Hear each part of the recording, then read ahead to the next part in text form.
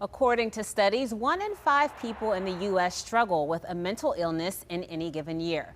But Black Americans are 15% less likely to seek mental health treatment compared to white Americans. That's why Pittsburghers are working to break the stigma in the Black community. Joining me now is the founder of the Heart Advocate, Ta'lor Pinkston. Ta'lor, welcome.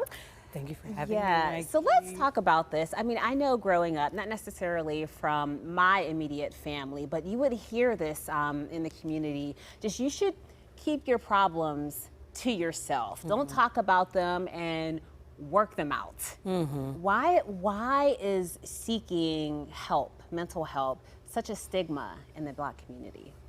When you are taught that who you are is not good enough in some way, shape, or form, there's a sense of I have to protect myself. And so most professionals at a certain time in our history did not look like us. Mm-hmm. And so, you know, a lot of us went to seek treatment, so to speak, in our community. So religious spaces, things like that. And so there is this stigma around, you know, getting support because am I going to be judged? Will I be shamed? Will I be turned away? Will I experience racism in a clinical space? Mm-hmm. We know historically Black and brown folks have been treated as test subjects. And so there is a lot of internalized fear, but I think we in Pittsburgh here are doing a lot to break away from some of that stigma. I think so too. I would agree. I've seen a lot of work around this over the past couple of decades, but just talk about the importance of why people need to seek help. I mean, I guess sometimes in the case, even if you're in life, you feel like you're doing well, or if you're going through something that could be rather challenging. I think it's important for us to normalize mental health support that comes in all different shapes and sizes. It doesn't necessarily have to be that you're going to a clinician's office or meeting with a counselor or meeting with a licensed therapist, but there are other forms of treatment that exist as well. There's music therapy and art therapy and play therapy. Talk therapy is a form of therapy that is statistically working, but there are other forms of therapy as well, and I think Black and brown folks were normalizing that. Yeah, you don't think about the music there. You don't think about all of those things, but there's so many options. I know through your organization, the Heart Advocate, you really focus on putting yourself first and the notion and the message that you matter. Mm-hmm. Self-love to me is a coping skill. Mm-hmm. And that is how I practice self-love. It's how I teach self-love and educate on it.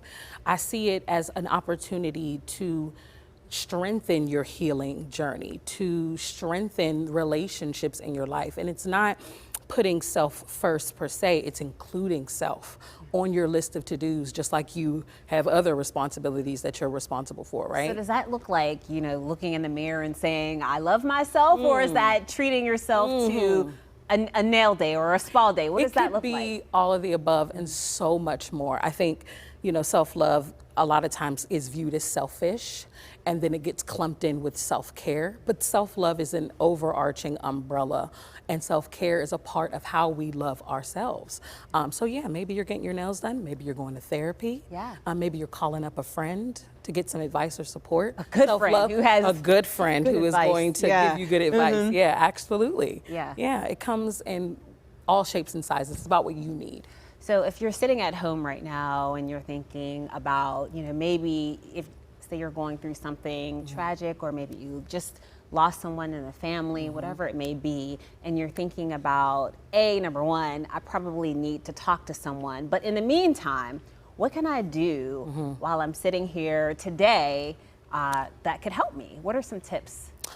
So, non-traditional forms of mental health treatment can look like listening to a podcast. It could look like following mental health advocates, leaders, counselors, therapists. We exist and we're on social media talking about mental health. That could look like doing some self-care activities within your home. That could look like leaning on people in your life where you just want to be transparent and say, hey, I'm struggling. Because a lot of times Black folks hold in what they're feeling and feel like if I share, then I'm not strong enough. That I'm not doing enough. Wow. And a lot of times that baseline just transparency that I am not okay can really start the ball rolling around getting some some more traditional support. Yeah, and it's like we all need help, and I know there are a plethora of trained professionals that can help us in this city. A lot of Black therapists as well. What do you see the future for therapy and mental health in our community? What does that look like? I am really proud to say that myself, Kava Murray, and Curtis Miller, we are putting together Pittsburgh's first Black mental health conference here in the city of Pittsburgh in 2025, starting on the ground to get that happening. But these types of things are happening in our city, and us as clinicians and therapists, we care about your mental health. Your Black mental health matters, and we want to see anybody come out that's interested in sharing what they do in the city to highlight the importance of Black mental health. Yeah, well, thank you so much, Taylor. I can tell the passion in your voice and how important this so is to excited. you. Thank you so much. Thank you. For more information on the Heart Advocate, as well as a list of Black therapists in the area, you can head to our website, kdka.com/talkpittsburgh.